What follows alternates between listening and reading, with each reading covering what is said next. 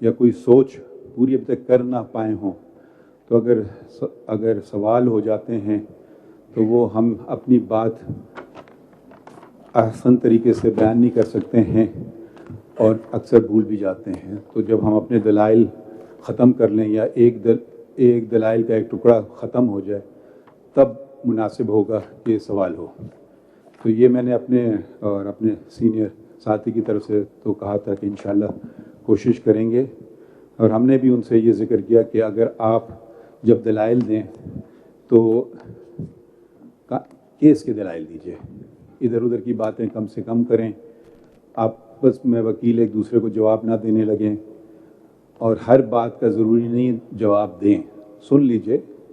اور بالخصوص جب جج کوئی بات کر رہا ہے یا پوچھ رہا ہے تو آپ ابھی بات ختم ہی نہیں کر پاتے ہیں کہ وہ بات شروع ہو جاتی ہے.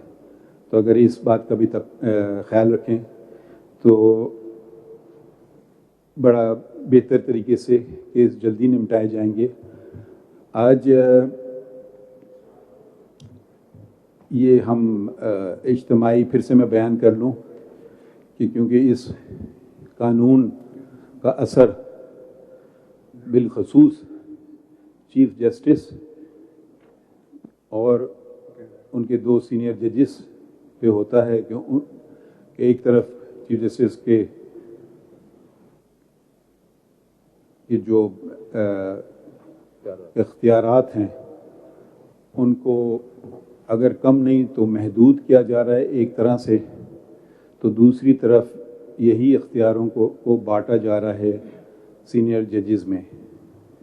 پھر سوال یہ اٹھتا ہے کہ یہی بات ان ججز پہ بھی ہوگی جو مستقبل میں چیف جسٹس اور ان کے سینئر ججز ہوں گے. تو یہ ہمیں اس کا بہت خیال رکھنا ہے. اور اسی ایک طرف تو میں نے سوچا تھا کہ شاید میں اس بینچ کا حصہ نہ بنوں, پھر جب ہم نے دیکھا تو سبھی تقریباً بہت سارے ججز متاثر ہوں گے, تو پھر رہ کون سے ججز جائیں گے.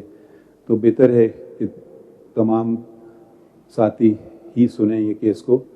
تو یہ کیونکہ یہ اختیار ہے, یہ ایک حد تک جنگ کا لفظ تو بہت معنی خیز ہے, مگر ایک حد تک چیف جسٹس کے اختیارات اور پارلیمنٹ کا اختیارات آمنے سامنے بیان کیا جا رہا ہے کہ آ کھڑے ہوئے ہیں. کچھ ہم میں سے کچھ سمجھتے ہیں کہ ایسی بات نہیں, کچھ سمجھتے ہیں کہ شاید ایسی بات ہے. تو یہ باتیں ذرا ہم اچھی طرح سے سننا چاہتے ہیں, مگر اب یہ بھی نہیں, اس کا مطلب ہے کہ سنوائی کا مطلب یہ نہیں کہ آپ دنوں ایک بحث کرتے چلے جائیں.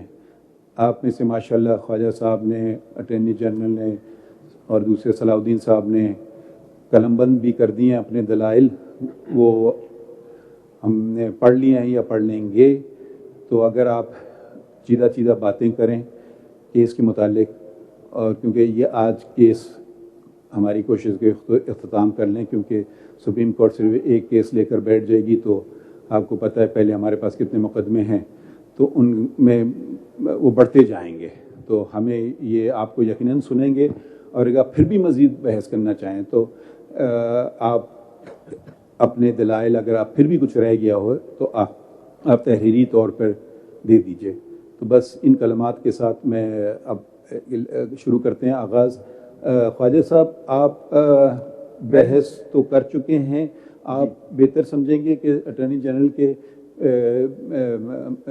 کو سن لیں, پھر آپ ان کا بھی رائٹ, آپ کا یقیناً جواب دینے کا حق محفوظ رکھیں گے, تو آپ اس وقت کر سکتے ہیں.